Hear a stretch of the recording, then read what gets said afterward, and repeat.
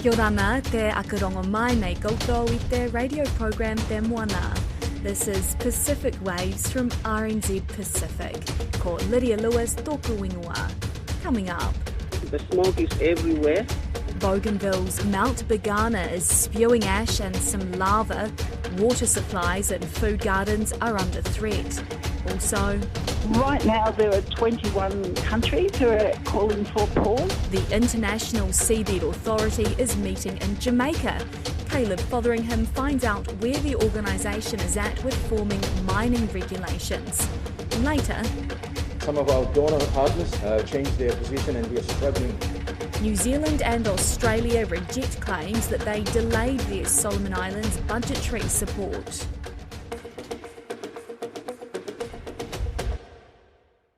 The Mount Bagana eruption in the Papua New Guinea autonomous region of Bougainville is starting to affect crops, rivers, and there are fears it could impact sources of drinking water. Mount Bagana, which is 1,800 metres high, began spewing out ash and lava on July 7. The government is issuing daily updates on its response to the volcanic activity. Don Wiseman has more on the mild eruption, which is at level 3 on a 5-level scale. Mount Bagana is a frequent erupter, though on this occasion it's 11 years since the last one. Locals say the ash has covered vegetation, destroyed food gardens, contaminated rivers and streams used as the primary water source. On Monday, villagers in a number of districts close to the volcano were ordered to move to safety. The government said all relief efforts were being coordinated through their disaster management teams. It said it was important that all people in the impacted communities in both Wakanai and Torokina continue to move from their villages to the district stations respectively. This is to allow the district disaster management teams to have oversight and better coordination to move efficiently, carefully and quickly if required.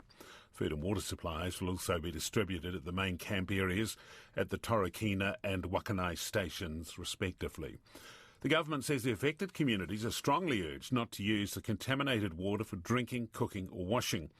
It warns even if a water source was ash-free, the water must be boiled first. The caretaker Chief Secretary, Esther Usurup, says that district health clinical officers on the ground at Piva in Torokina and Ruruvu in Wakanai have been instructed to monitor and report on a daily basis the diseases being reported at the clinics, especially diarrhoea and other waterborne diseases, plus any reported cases of eye or respiratory infections. Meanwhile, the Torokina Disaster Coordinator Team Leader, Boniface Wadari, said 2 days after the government order to evacuate, some people were yet to move. Basically, some of them, maybe they feel that it's not really a big problem, but, it's taking such months, but it's part of like, they are more, they need to get more information. Mr Wadari said the disaster team has received financial help from 2 national cabinet ministers, the MP for Regional Bougainville, Peter Chiamalili, and the MP for South Bougainville, Tim Masiu, along with the ABG. He said this money is being used to get water and food for the evacuees. Teresa Jaintong is a community leader in Arawa, which is a significant distance from Mount Bagana and well outside the zone the government's ordered to be evacuated. Ms. Jaintong said Arawa was feeling the impact of the eruption. Arawa, the impact that we are facing now is the ash from the volcano. It's really clouding, the smoke is everywhere. And the fear is we depend entirely on water tanks because the running water for Arawa town is not treated. So that it's going to have an impact on our drinking water. Geologists from the Rabaul Volcanological Observatory have undertaken an assessment of the seismic activity in the area, and a report is expected from them later this week. The International Seabed Authority, or ISA, is meeting at the moment in Kingston, Jamaica, to discuss deep-sea mining regulations. The UN organisation started discussions earlier this month and will continue until the 28th. Dr. Helen Rosenbaum, the co-founder of the environmental charity Deep Sea Mining Campaign, speaks with Caleb Fotheringham about what the meeting is about. The ISA is an international body that's formed under the United Nations Convention on the Law of the Sea, and it has a mandate to protect and manage the resources of the deep sea in the interests of all humankind. And, of course, at the moment they are meeting in Jamaica. Can you tell me what that meeting's about? Well, the focus of this particular meeting is to discuss the regulations that might govern the commercial deep-sea mining. So that hasn't occurred yet, commercial deep-sea mining, but the ISA has allocated quite a number, 18 in fact, of exploration licences in the Pacific Ocean to a combination of companies and government corporate entities. Where are we at with the regulations? Does it seem like some regulations will be agreed on in this meeting? No, I don't think so. There's a lot of discussion about all the aspects of the regulations. So the regulations cover financial issues and benefit sharing kind of aspects, and there's a lot of contention about that, especially from developing countries who want to make sure that if deep-sea mining occurs, they do get a fair share of the benefits. But then there's the whole swathe of environmental regulations, which is completely up in the air because we simply don't know enough about the environmental impacts of deep-sea mining. And we don't know enough about deep-sea ecology to even understand what's down there that could be affected by deep-sea mining. Right, and maybe something else that's slowing down the regulations being passed is it seems like more countries are calling for a pause on deep-sea mining. Well, right now there are 21 countries who are calling for a pause, either something they call a precautionary pause until regulations are in place, or a moratorium on deep-sea mining until more is known about the science surrounding the deep sea and the impacts of deep-sea mining. And the list is growing. We're hoping, those of us in civil society who are very worried about deep-sea mining are hoping that the number of countries will grow to the point where they can actually use their muscle at the ISA and put a halt to deep-sea mining. Does it seem like these countries are wanting a complete ban or just saying, look, we still want this to happen, but the protocols are not in place yet? Well, only France has been bold enough to come out calling for a complete ban on deep-sea mining, and that's including in their territorial waters in the Pacific. The other countries at this stage are calling for a moratorium until more is known about the science or until proper regulations are in place. So obviously from a civil society perspective, we and our campaign, the Deep Sea Mining Campaign, we take our cue from our allies in the Pacific. They're calling and we're calling for a complete ban on deep sea mining. You're talking about some allies in the Pacific. What Pacific nations are calling for a complete ban? Because I know that not all of them are. Well, I'm referring here to our allies being other Pacific civil society organisations. But in the Pacific, Fiji, Samoa, Vanuatu, Federated States of Micronesia have formed a kind of pact looking to seek a moratorium on deep-sea mining, and they've really led the way for the other nations around the world who are now calling for that too.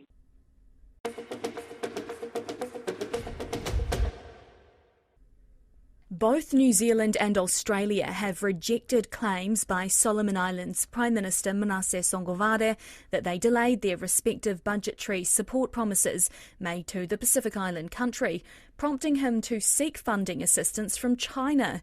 Manasseh Sogavare made the statement on Monday afternoon in a press conference after his visit to Beijing. Karoy Hawkins reports.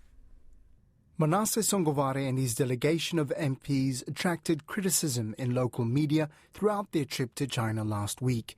It started with an uproar over a remark he made upon arriving in China.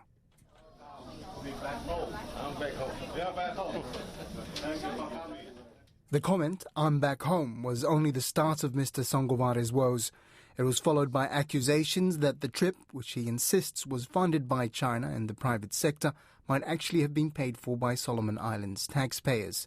Concerns were also raised about a possible new policing agreement with Beijing. But it was this statement made during a press conference in Honiara yesterday that raised eyebrows in New Zealand and Australia.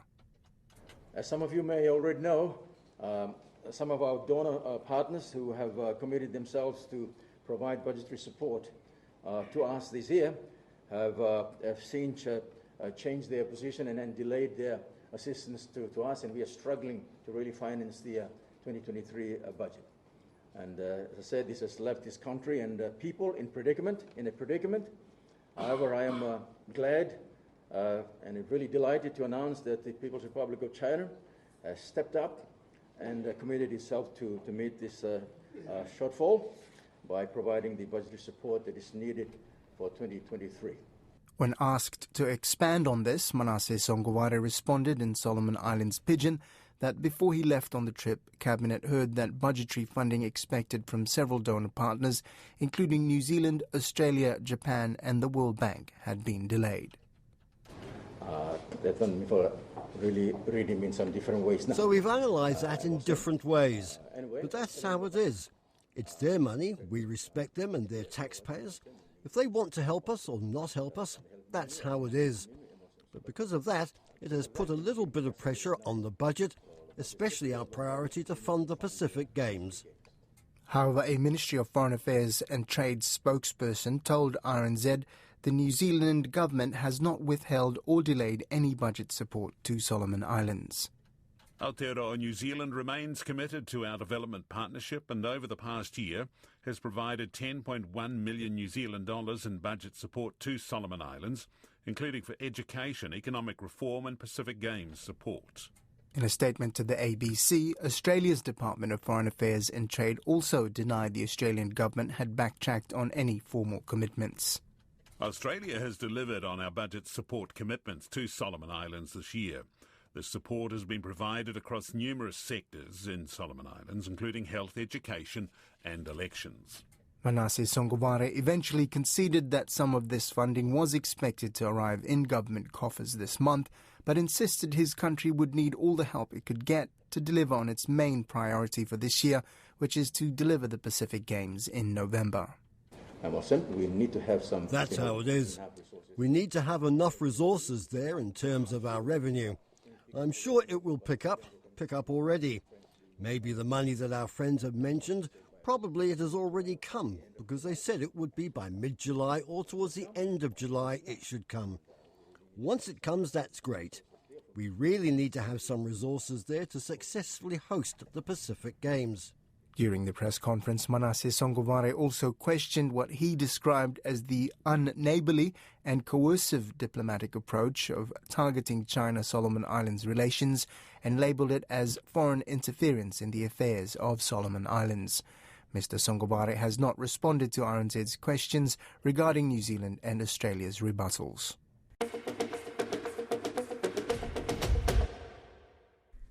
And finally, the Melanesian Arts and Culture Festival is underway in Vanuatu. The theme is Rebuilding Our Melanesia for Our Future. Our Vanuatu correspondent, Hilaire Boulay, spoke with the organising committee chair, Richard Ching, following the arrival of the 130-strong Kanak delegation. This morning we are witnessing the arrival of 130 delegation from New Caledonia, coming with two ministers, Minister Poway and another minister. We will be expecting Solomon Islands to come this afternoon and Torres Strait Islands. And yesterday we've already received the delegation from Fiji. We will be expecting Papua New Guinea to come later on during the week. And once they've come, will probably be the last contingent we'll be waiting for. So we can begin programs on Wednesday. And what about the local participants? Most of our local participants are already here. We're just awaiting groups from the banks and Torres, which will arrive later on during the week. But otherwise, all of our local participants, numbering about 600, are already in Villa and waiting for the festival to start. So what time there will be the opening of the art festival? The opening of the 7th Melanesian Arts and Culture Festival will be on the 19th of July. And it will be an all-day opening program. which will take place on Ivira and the Sarlana stage. So far, what is your main message to the people of Vanuatu? My main message is it is as host of the 7th Fest. We would like the people of Vanuatu to show Vanuatu's hospitality to our incoming visitors, treat them with respect, and to make sure that when they leave with high spirits and they're all happy, and we do not get to have to deal with any issues that will affect the festival. So my message is that people respect our incoming visitors, help them, and make sure that whenever they leave, the stay over here is very memorable and will be a good event, good and successful event. And that's Pacific Waves for today. You can listen back on rnzi.com/programs. We're also on Apple, Spotify and iHeartRadio podcasts. From myself and the wonderful team here at RNZ Pacific, mai taki mata, kia manuia.